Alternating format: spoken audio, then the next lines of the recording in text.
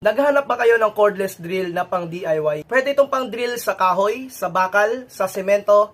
Pero ngayon yung video natin, itatry lang natin ito sa kahoy. Sa brush motor po, meron siyang light indicator po dito para sa battery.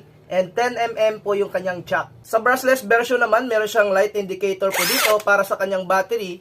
At saka parehas lang po na 10mm yung kanyang jack. So test tayo drill sa kahoy. Ito po yung brush motor.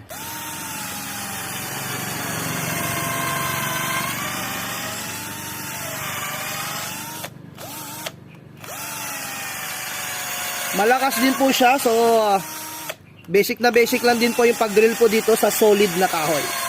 So dito po tayo sa brushless motor. Ayan po, napaka-basic lang.